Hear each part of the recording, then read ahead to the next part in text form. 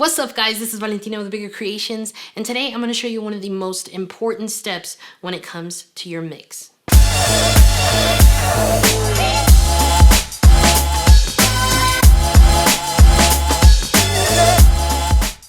Like I said, today I'm going to show you one of the most important steps when it comes to making your mix ready to be mastered. It's super easy, and it's going to make a huge difference in your mix. If you watch my videos and you haven't subscribed, please hit that button and make sure you've got notifications on so that you never miss a beat. As always, if you ever have any questions or want to see more content, check me out on Instagram.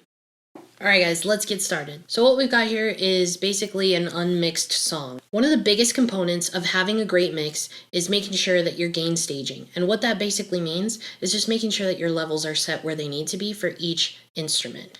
So I've got all my levels set to 0. I like to start with our most basic instrument, whatever is carrying the song. In this case, it's this pad electric piano. So just gonna play it for you guys.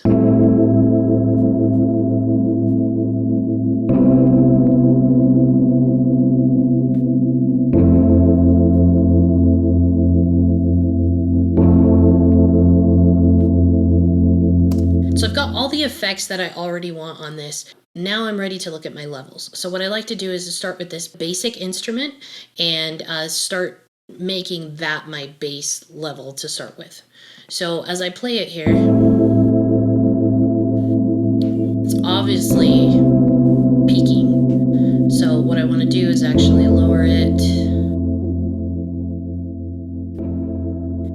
Maybe just around 15 dB, negative 15. Some of those peaks hit 12 sometimes. But I like to make sure that everything is not too much higher than negative 12 dB. That way I have a lot of room to work with when I go to master the song when it comes to raising the overall levels of the song. So we're going to apply that rule here. We're going to make sure that we're not going past negative 12. In this case, usually I want my drums to be around the negative 12, so I'll put my main instrument to be just a little bit lower than that so that the drums really punch. So we're going to put this down. That seems about right there. Let's start with that. The next thing I like to do is I actually like to grab all of my drum and percussion elements and create a stack track. And you'll want it to do summing stack so that it puts it as like a little drop down. And then I'll rename this drums. And the reason I like to do that is because after I've already made the snare and the kick and the hi-hats sound how I want them to, I like to add some additional compression to the drums as a whole, and that way it feels like they're very contained but still punchy. One thing to keep in mind with gain staging or adjusting your volume is you want to make sure that all of your effects are already on the track before you adjust the volume, because the effects that you add can impact how much it's actually outputting or how loud it seems to be, and that'll really affect how much you're adjusting the volume. So you can spend a ton of time adjusting the volume on all these knobs and then decide to add additional compression and additional EQ and all this kind of stuff that actually might totally counteract what you did with your gain staging. So I like to do gain staging at the end. So now that we've got them into a stack track, let's just start gain staging these separately. So we've got the kick, and right now it's pretty close to 0. We don't want it that high. We want it right around negative 12 dB or so. At least that's the comfortable range that I like to be in. It's okay if it goes a little bit over. It's not a huge deal. We can always tweak it if we find that it causes a problem. Then let's do our snare.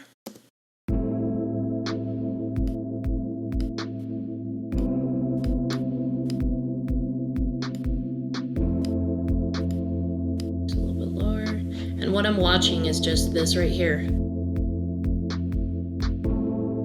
It's right around there. It's a little bit more than negative 12, but that's fine.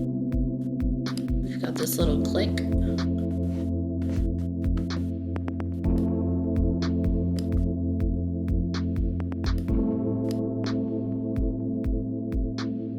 There we go.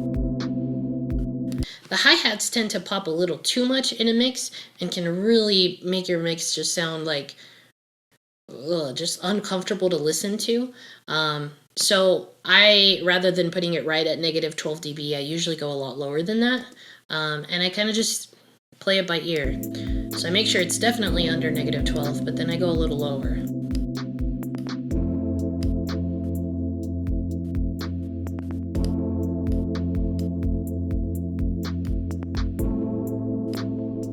Maybe around negative 18. Looks like some of the peaks hit negative 15. That's comfortable. And then we've got an open hat. Same thing here. They tend to really pop once you add additional compression and EQ to your master, so I don't want it to be too high. There we go. So now that we've got all these drum elements set to the right volume, now we can go to the stack track. So that actually controls all of those together, and add some additional compression. And I like to do that because it just makes the drums feel a little bit like they hit a little harder, but they're also still contained. So let's go to the stack track and let's add a compressor. And let's just go with a stock here. Let's see, Type R drum.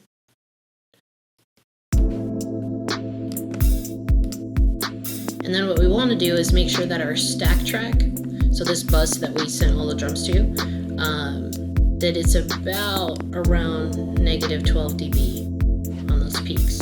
See here? So those drums feel really balanced. They don't feel like they're competing with the melody at all.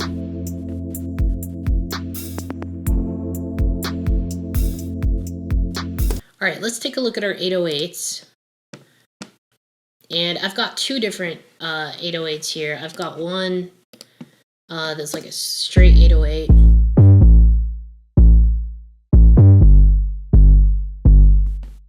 It's hard. But obviously it's like almost peaking here, so it's way too loud.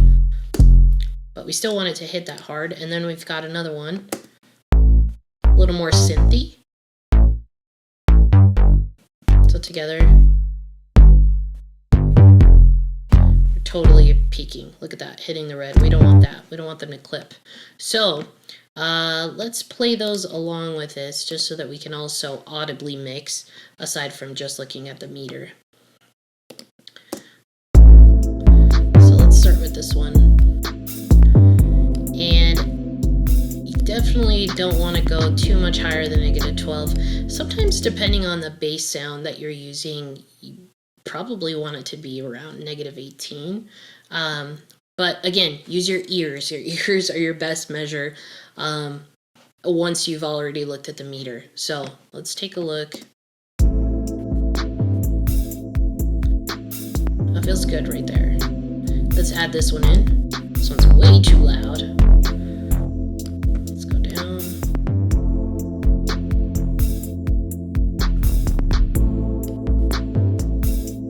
Here we go.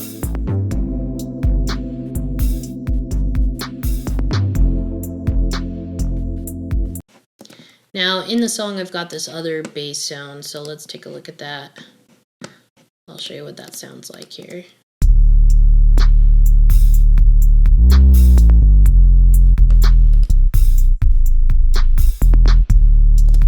So let's lower that.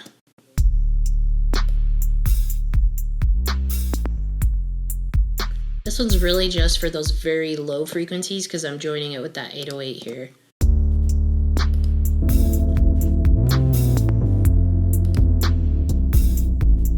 That feels good right there.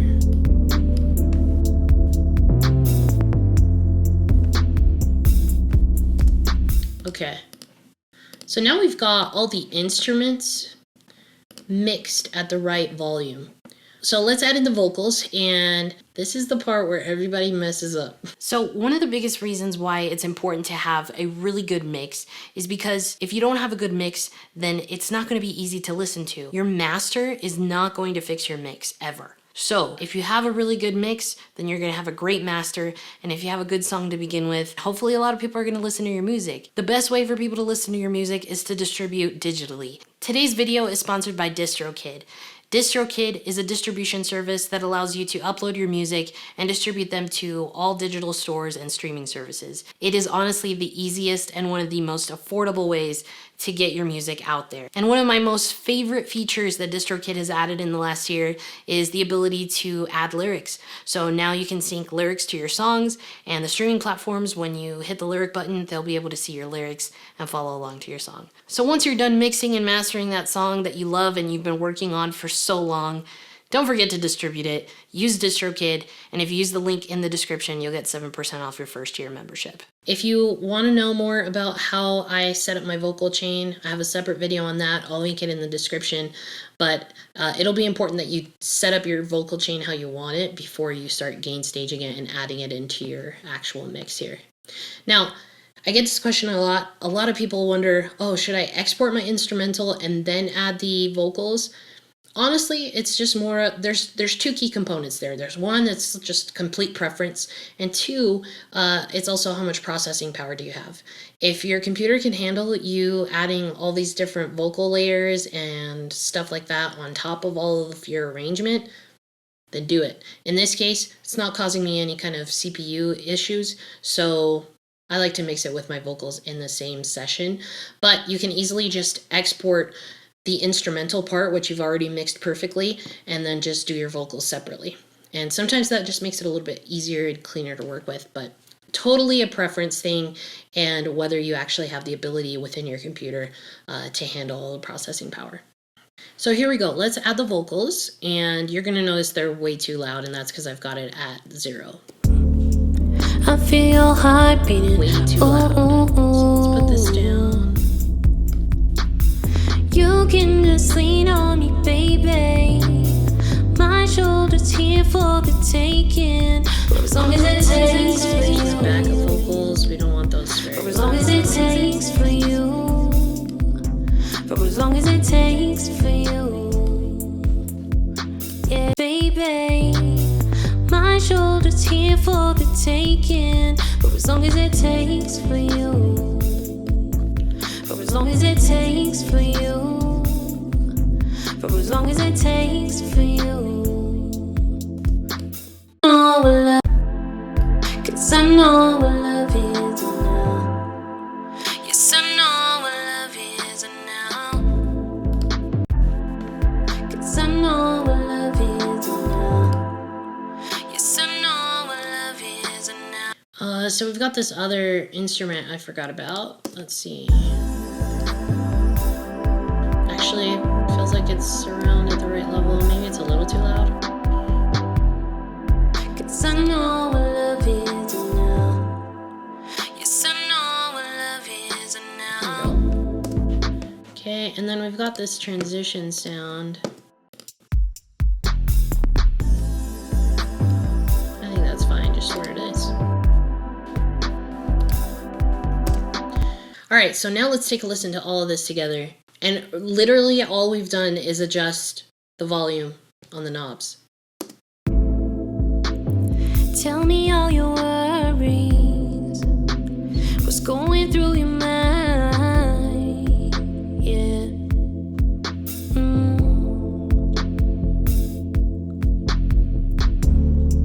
I feel your heart beating. So as I'm listening here, I think the snare can come down just a little bit. You can just lean on me, baby. My shoulder's here for the taking. What you'll want to look at here is, one, of course, you want to just listen and see if anything sticks out. If something sounds like it's too loud compared to everything else. If it's the only thing that you're listening to and it's super distracting, you probably need to get the levels down a little bit or tweak the EQ. So I'm looking at my levels here, and notice none of it is reaching 0. For as long as it takes for you. That volume that we're looking for to make it like just always be at a consistent high volume, that's what you do in mastering. You don't do that in mixing. In mixing, you want to just make sure that everything's balanced and that you feel like you can hear every element of the song clearly without feeling annoyed or distracted. So this is sounding pretty good. This sounds like a good mix. long as it takes for you. For as long as it takes for you. So there you have it, guys. That is one of the most important steps when it comes to your mix, and it makes a huge difference so that your mix is ready to be mastered and then distributed. I hope you guys liked this video. If you did, don't forget to hit the thumbs up.